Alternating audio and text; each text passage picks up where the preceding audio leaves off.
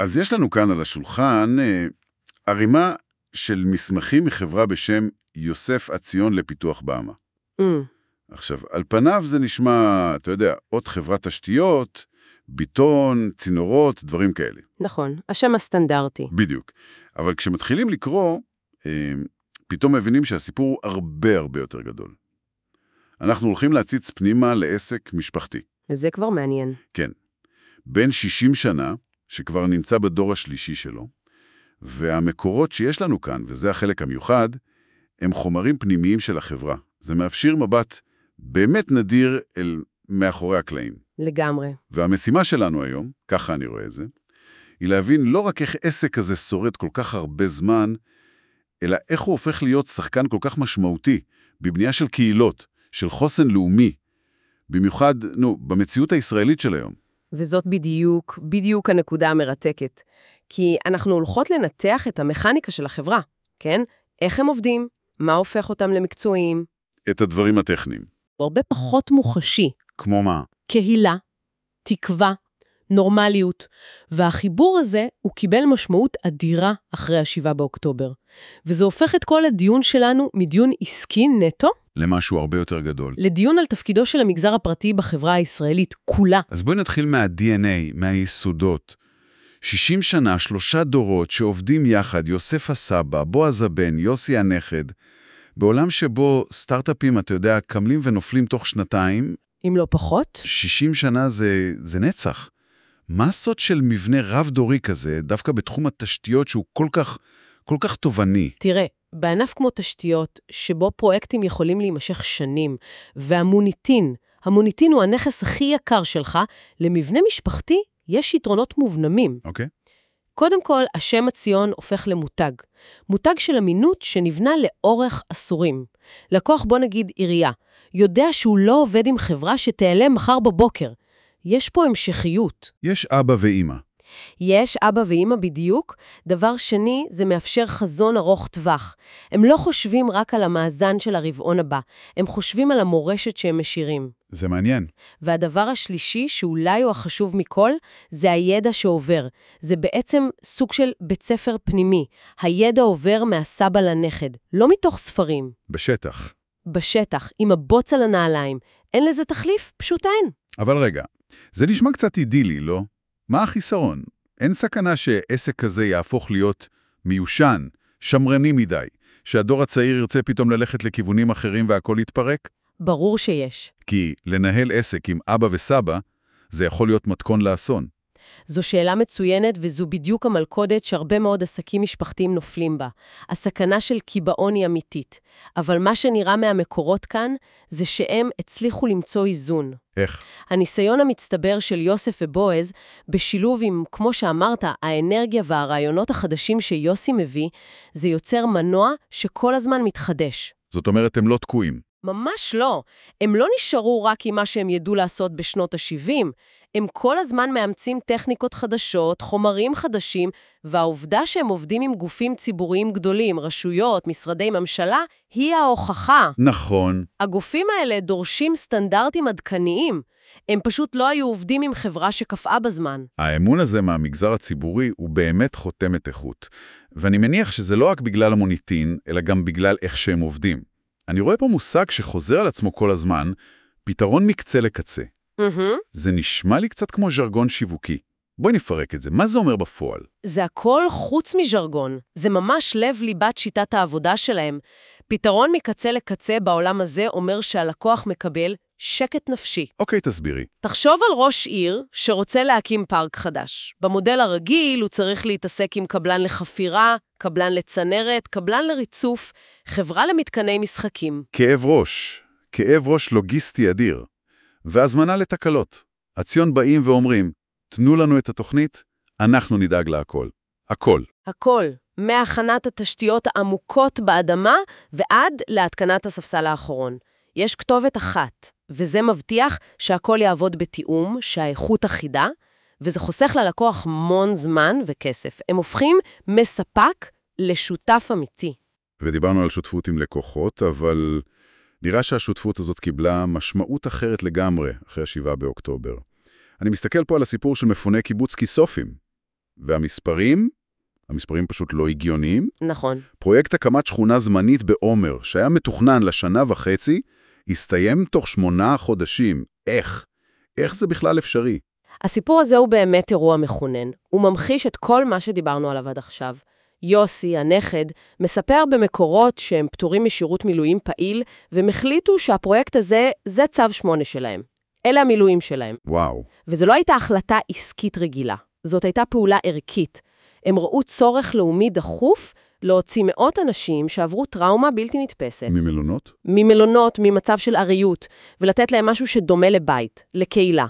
והם השתמשו בכלי הכי חזק שלהם, היכולת לבנות כדי לתת מענה. אני מנסה להבין את המשמעות של לקצר פרויקט כזה. כמעט בשנה, זה לא רק לעבוד יותר מהר. זה אומר לוותר על כל דבר אחר? לא. בדיוק, זה אומר לגייס את כל משאבי החברה למשימה אחת. המקורות מתארים פה עבודה מסביב לשעון, בלילות, שישי שבת, ערבי חג. מטורף. וזה אומר להביא צוותים נוספים, לשלם שעות נוספות, להתמודד עם עייפות ושחיקה.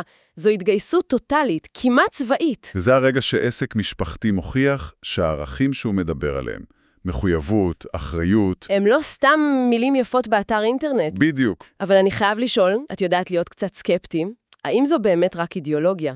אולי זו גם החלטה עסקית מבריקה. חברה שמזוהה עם שיקום העוטף מקבלת מוניטין שאף קמפיין לא יכול לקנות. זו נקודה מצוינת, וסביר להניח שהמניעים מעורבים. בעולם האמיתי דברים הם אף פעם לא שחור או לבן. אין ספק שיש פה רווח תדמיתי אדיר. נכון, אבל מה שהופך את זה ליותר מסתם מהלך עסקי חכם, זה היקף ההקרבה. כשעובדים ימים ולילות, בחגים, זה חורג מחישוב קר של עלות תועלת. ברגעים כאלה, הערכים המשפחתיים שהזכרנו קודם באים לידי ביטוי, והם הופכים את הפרויקט למשהו הרבה יותר גדול. הם לא רק הניחו צנרת. הם לא רק הניחו צנרת ובנו מדרכות בעומר. הם בנו את התשתית הפיזית לחוסן הנפשי והקהילתי של מפוני כיסופים. הם נתנו להם קרקע יציבה, תרתי משמע, להתחיל עליה את תהליך השיקום. וזה מביא אותי למגוון היכולות שלהם. פרויקט כיסופים מראה את יכולת התגובה שלהם במשבר, אבל מה קורה ביום-יום? אני עובר על רשימת הפעילויות וזה כמעט הכל. פרגולות, רצופים, קירות, גני שעשועים, חיבורי מים. זה בעצם כל מה שמרכיב את המרחב הציבורי. נכון, והם לא מתמחים בנישה אחת צרה, אלא בונים את כל המעטפת. ומה שמרתק כאן זה לראות איך מאחורי כל סעיף ברשימה הזאת עומדת מקצועיות ותהליך מדוקדק. בוא ניקח משהו שנראה לנו הכי פשוט בעולם. מה למשל? ריצוף מדרכה. רובנו פשוט הולכים על זה, לא חושבים איך זה נוצר. לגמרי. כל עוד אני לא נופל, אני מרוצה. בדיוק, אבל כדי שלא תיפול, יש מאחורי זה מדע שלם. המקורות נותנים לנו הצצה לתהליך הזה. זה מתחיל בניקוי והכנת כל התשתיות שמתחת לאדמה. אוקיי. אחר כך מניחים שכבת חצץ שנקראת מצה, ומיישרים אותה בשיפועים מדויקים כדי שמי גשם יתנקזו כמו שצריך ולא יהיו שלוליות. הגיוני. על המצע הזה מפזרים שכבת חול דקה, ורק אז בעבודה ידנית מניחים את הבלטות אחת-אחת ומהדקים אותן למקום. בפעם הבאה שמישהו ילך על מדרכה ישרה, שיחשוב על שעות העבודה המדויקות שהושקעו מתחת לרגליים שלו. זו דוגמה קטנה, אבל היא ממחישה המון על רמת הדיוק. בדיוק. אז פרויקט כיסופים הראה את היכולת במשבר, אבל אני רואה כאן רשימה של פרויקטים עדכניים שמראה את הפריסה הרחבה שלהם בזמן שגרה. למשל, במצפה רמון הם בונים תשתיות ליקב. זה נשמע רומנטי, אבל מה האתגר שם? אנחנו במדבר. בדיוק, האתגר הוא כפול. קודם כל, מים. צריך לתכנן תשתית ניקוי וביוב שתומכת בתהליך ייצור יין, שהוא עתיר מים, וכל זה באזור עם אקולוגיה מדברית רגישה. שחייבים לשמור עליה. כל טעות קטנה יכולה לגרום לנזק סביבתי. ושנית, הנגישות. צריך לסלול כבישי גישה וחניונים שיעמדו גם בעומס של מסעיות כבדות וגם בתנועת תיירים, וכל זה תוך השתלבות בנוף. זה פרויקט שמחבר חקלאות, תיירות ואיכות הסביבה. ועל הצד השני לגמרי של הסקאלה אני רואה פרויקט מכחול. זה פרויקט ממשלתי לחיבור מבנה קהילתי בכפר ערבי עם רשות הבדואים. זה עולם אחר לגמרי. עולם אחר לגמרי. וסט אתגרים שונה לחלוטין. כאן זה לא רק אתגר הנדסי, אלא גם חברתי ותרבותי. נכון. צריך לעבוד בתיאום עם רשות הבדואים, עם המועצה, עם הקהילה עצמה. המטרה היא לא רק לחבר צינורות, אלא ליצור מרכז קהילתי מתפקד. פרויקט כזה דורש רגישות, יכולת עבודה עם המון גופים שונים. אז יש לנו תיירות במדבר, פיתוח חברתי במגזר הבדואי, ואני רואה פה עוד דוגמה מפתיעה, יציקת בטון בבית חולים, למשטח שישמש כמעבדה. זה נשמע כמו עבודה קטנה, אבל אני מניח שהיא קריטית. קריטית לחלוטין. מעבדה, במיוחד עם ציוד רגיש, דורשת יציבות מוחלטת. המשטח חייב להיות מפולס ברמת דילוק של מילימטרים, ללא רעידות. כל סטייה קטנה יכולה לשבש תוצאות של בדיקות. בדיוק. זו עבודה כירורגית עם בטון. אז אם נחבר את הנקודות, מהיקב, דרך המרכז הקהילתי ועד למעבדה, אנחנו רואות חברה שיודעת לעשות גם פרויקטים ענקיים וגם עבודות שדורשות דיוק מיקרוסקופי. הם בונים את מרקם החיים. הם בונים את מרקם החיים בישראל בתחומים שונים. כלכלה, חברה, בריאות, חינוך, שיקום העוטף, הכל. זה מדהים לראות איך דרך פרויקטים של פיתוח אפשר לספר סיפור כל כך רחב. אז אם ננסה לסכם, הסיפור של יוסף עציון הוא סיפור על איזונים. איזון בין מסורת משפחתית של 60 שנה לבין חדשנות. נכון. איזון בין הצלחה עסקית לבין תרומה לאומית וחברתית. זה סיפור על בנייה פיזית אבל. אולי אפילו יותר מזה, על בניית חוסן. מסכימה לחלוטין, וזה מעלה מחשבה לסיום, שאלה ששווה להמשיך ולהתחבט בה. אוקיי. המקורות שקיבלנו מתארים בפירוט איך החברה בונה עם מצע, בטון, צנרת. אלה החומרים המוחשיים. אבל הפרויקט של כיסופים והפרויקטים האחרים מראים שהם בונים גם משהו בלתי מוחשי. הם בנים תקווה, קהילה. בדיוק, תחושת בית. והשאלה היא? השאלה היא, במדינה כמו שלנו, שמתמודדת באופן מתמיד, עם אתגרים ביטחוניים וחברתיים, מהו התפקיד האמיתי של המגזר העסקי? האם הוא רק מנוע כלכלי שתפקידו לייצר רווח? או שיש לו תפקיד עמוק יותר. אולי המקורות האלה מראים שתפקידו החשוב ביותר הוא לא רק לבנות מבנים, אלא להשתמש בכלים, במומחיות ובמשאבים שלו, כדי לשקם את המרקם החברתי, את תחושת הקהילה, את הנורמליות.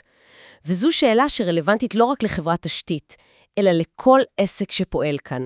בעצם, מה אנחנו באמת בונים?